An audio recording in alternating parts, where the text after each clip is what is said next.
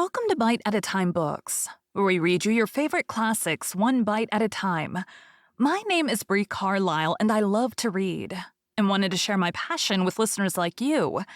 If you want to know what's coming next and vote on upcoming books, sign up for our newsletter at biteatatimebooks.com.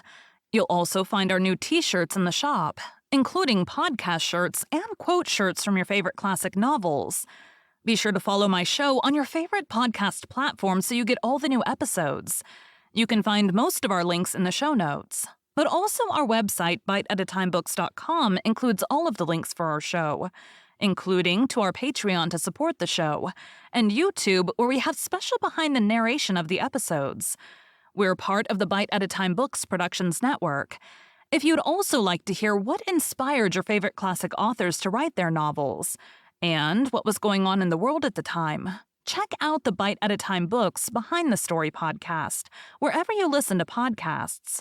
Please note, while we try to keep the text as close to the original as possible, some words have been changed to honor the marginalized communities who've identified the words as harmful, and to stay in alignment with Bite at a Time Books' brand values. Today we'll be continuing Les Miserables by Victor Hugo. Chapter 7. Some Petticoat. We have mentioned a Lancer.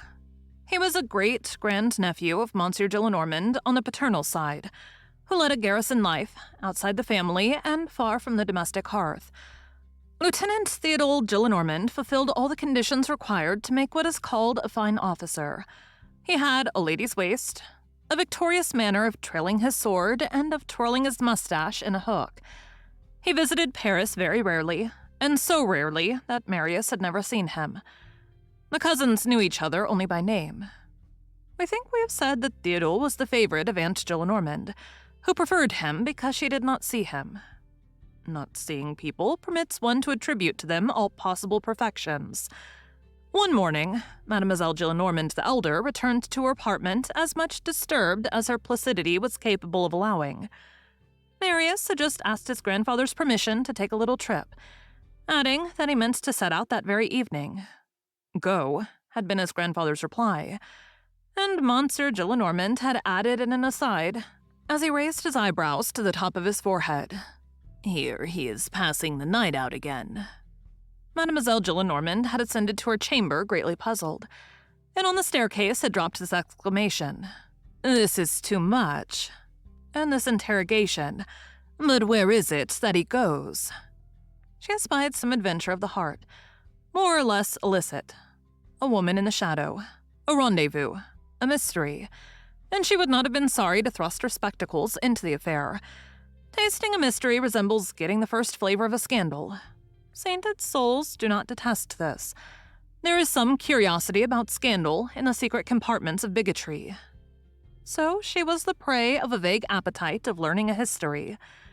In order to get rid of this curiosity, which agitated her a little beyond her wont, she took refuge in her talents and set about scalloping, with one layer of cotton after another, one of those embroideries of the Empire and the Restoration, in which there are numerous cartwheels. The work was clumsy, the worker cross. She had been seated at this for several hours when the door opened. Mademoiselle Gillenormand raised her nose. Lieutenant Theodore stood before her, making the regulation salute. She uttered a cry of delight. One may be old, one may be a prude, one may be pious, one may be an aunt, but it is always agreeable to see a Lancer enter one's chamber. "You here, Theodore?" she exclaimed. "On my way through town, aunt." "Embrace me." "Here goes," said Theodore. And he kissed her. Aunt Gillenormand went to her writing desk and opened it. "You will remain with us a week at least." "I leave this very evening, aunt." "It is not possible, mathematically." "Remain, my little Theodore, I beseech you." "My heart says yes, but my orders say no. The matter is simple. They are changing our garrison. We have been at Melun. We are being transferred to Gaillon. It is necessary to pass through Paris in order to get from the old post to the new one. I said, I'm going to see my aunt. Here is something for your trouble." And she put 10 louis into his hand. "For my pleasure, you mean to say, my dear aunt." Theodore kissed her again, and she experienced the joy of having some of the skin scratched from her neck by the braidings on his uniform. "Are you making the journey on horseback with your regiment?" she asked him. "No, Aunt. I wanted to see you. I have special permission. My servant is taking my horse. I am traveling by diligence. And, by the way, I want to ask you something." "What is it?" "Is my cousin Marius Pontmercy traveling so too?" "How do you know that?" said his aunt, suddenly pricked to the quick with a lively curiosity. "On my arrival, I went to the diligence to engage my seat in the coupe." "Well?" "A traveler had already come to engage a seat in the Imperial. I saw his name on the card." "What name?" "Marius Pontmercy." "The wicked fellow," exclaimed his aunt. "Ah, your cousin is not a steady lad like yourself. To think that he is to pass the night in a diligence." "Just as I'm going to do." "But you, it is your duty. In his case, it is wildness." "Vash," said Theodule. Here an event occurred to Mademoiselle Gillenormand the elder. An idea struck her. If she had been a man, she would have slapped her brow. She apostrophized Theodule. "Are you aware whether your cousin knows you?" "No, I've seen him, but he has never deigned to notice me." "So are you going to travel together?" "He in the Imperial, I in the coupe." "Where does this diligence run?" "To Antilles." "Then that is where Marius is going." "Unless, like myself, he should stop on the way. I get down at Vernon in order to take the branch coach for Gallon. I know nothing of Marius's plan of travel."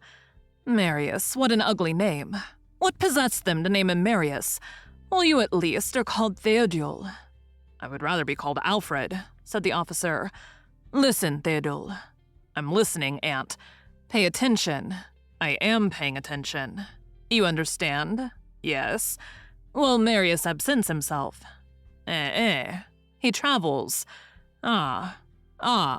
"He spends the night out." Oh. "We should like to know what there is behind all this." Theodule replied with the composure of a man of bronze. "Some petticoat or other." And with that inward laugh which denotes certainty, he added, "Alas, that is evident," exclaimed his aunt, who thought she heard Monsieur Gillenormand speaking, and who felt her conviction become irresistible at that word, fillet, accentuated in almost the very same fashion by the grand-uncle and the grand-nephew. She resumed, "Do us a favor. Follow Marius a little. He does not know you. It will be easy. Since, alas, there is, try to get a sight of her. You must write us the tale. It will amuse his grandfather." Theodule had no excessive taste for this sort of spying, but he was much touched by the 10 louis, and he thought he saw a chance for a possible sequel. He accepted the commission and said, "As you please, Aunt."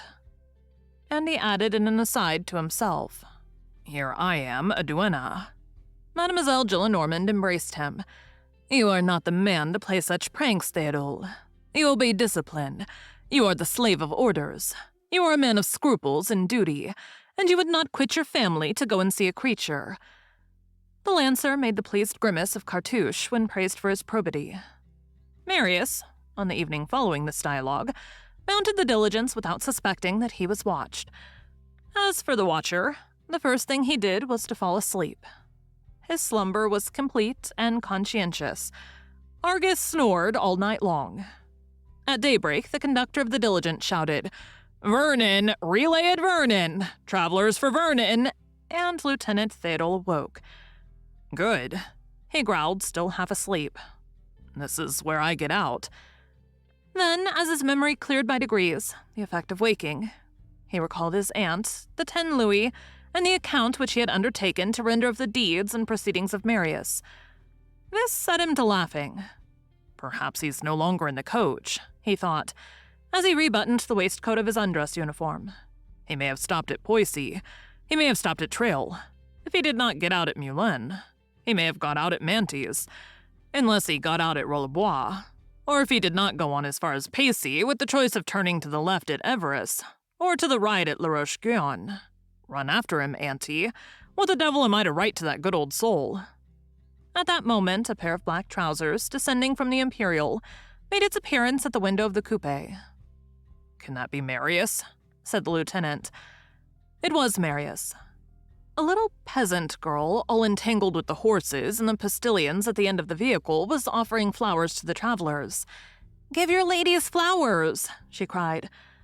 Marius approached her and purchased the finest flowers in her flat basket.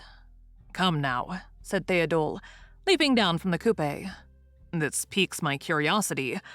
Who the deuce is he going to carry those flowers to? She must be a splendidly handsome woman for so fine a bouquet. I want to see her." And no longer in pursuance of orders, but from personal curiosity, like dogs who hunt on their own account, he set out to follow Marius. Marius paid no attention to Théodule. Elegant women descended from the diligence. He did not glance at them. He seemed to see nothing around him. "He is pretty deeply in love," thought Théodule. Marius directed his steps towards the church.